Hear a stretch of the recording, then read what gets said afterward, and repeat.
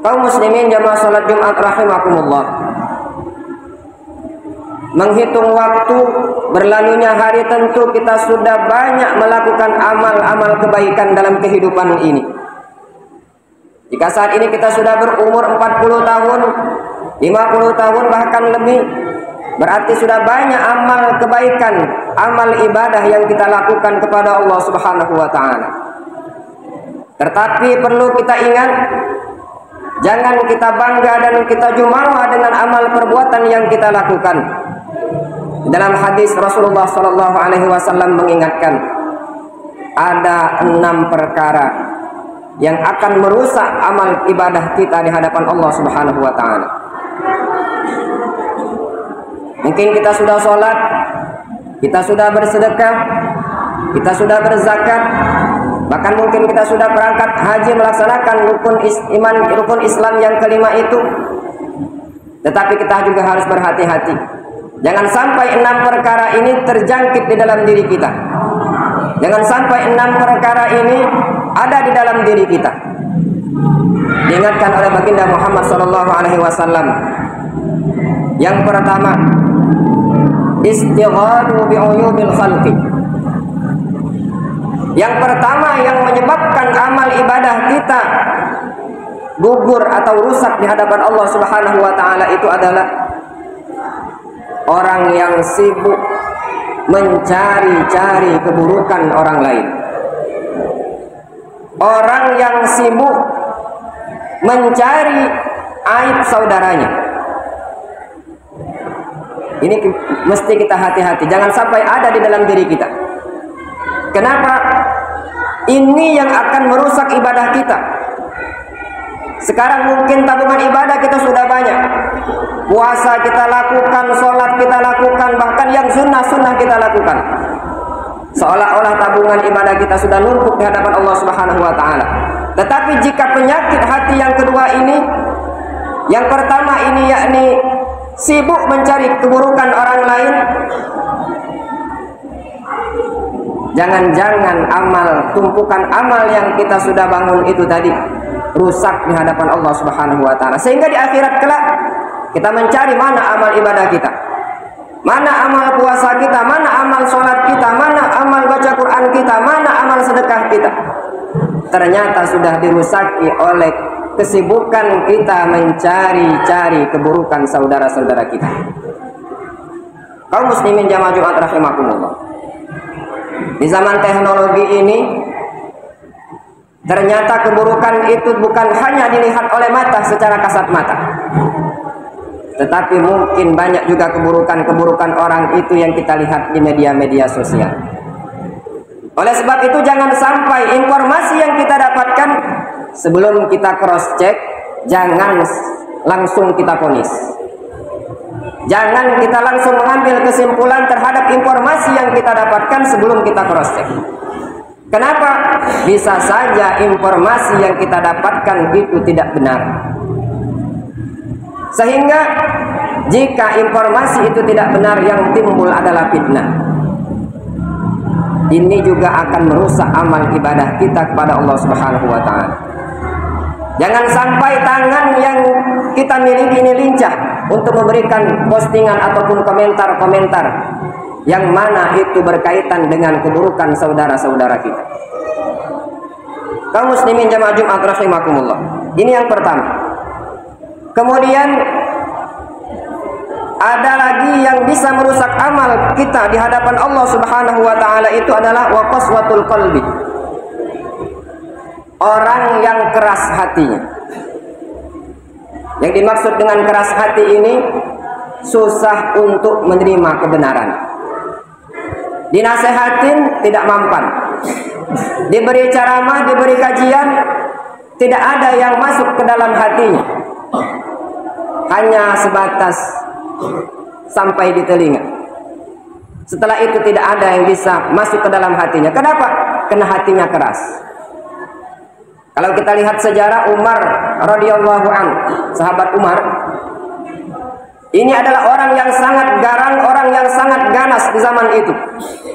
Tetapi seganas-ganasnya Umar, hatinya lembut, sehingga dia bisa mampu menerima kebenaran Islam itu.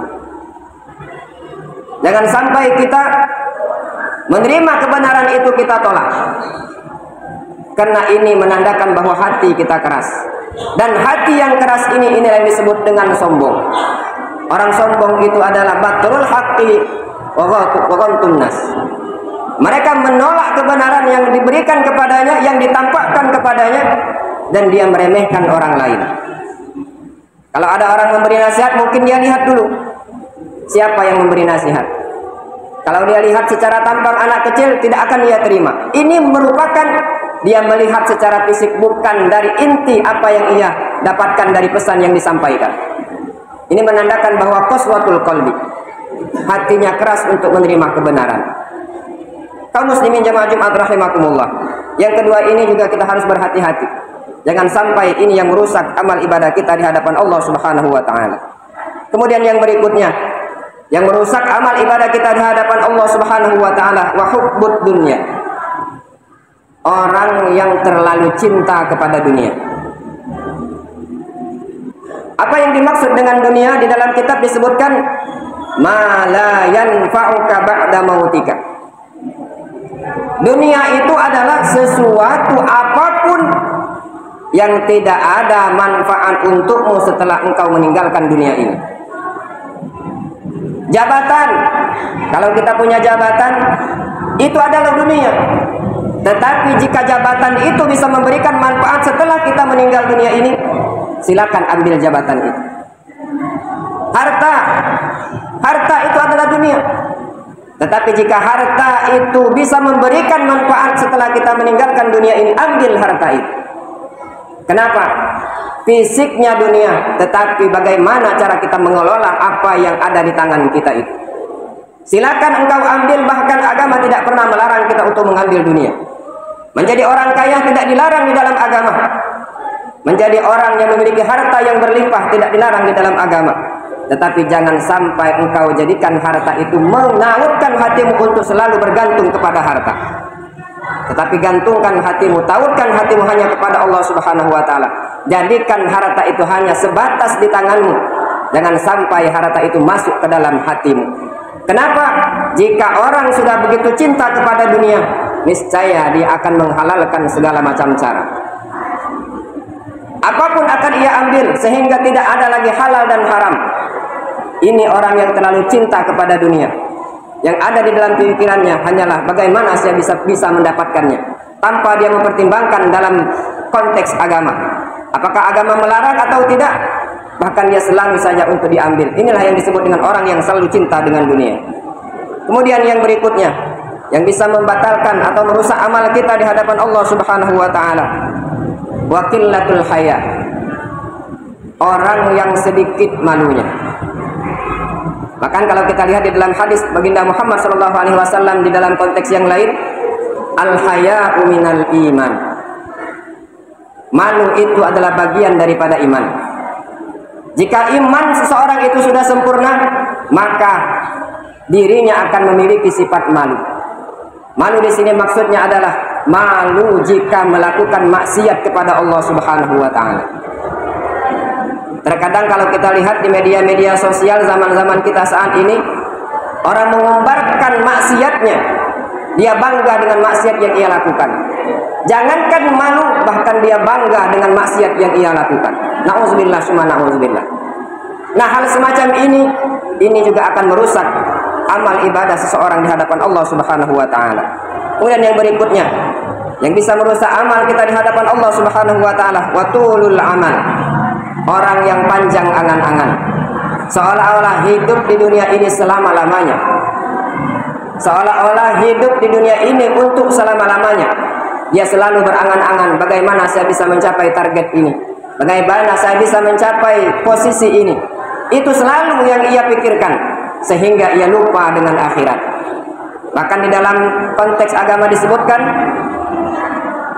i'malid dunyaka ka'annaka ta'isu abadan, wa'mal li akhiratika ka'annaka tamutu ghadan. Berbuatlah untuk duniamu seolah-olah engkau akan hidup selama-lamanya.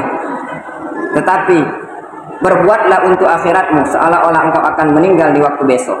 Ini menandakan bahwa jika urusan dunia boleh kita tunda. Kenapa? Besok kita masih hidup. Tetapi jika berkaitan dengan akhirat, segera kita lakukan. Kenapa? Besok kita akan meninggal. Ini yang diajarkan oleh agama. Jangan sampai kita panjang angan-angan sehingga kita lupa dengan akhirat kita.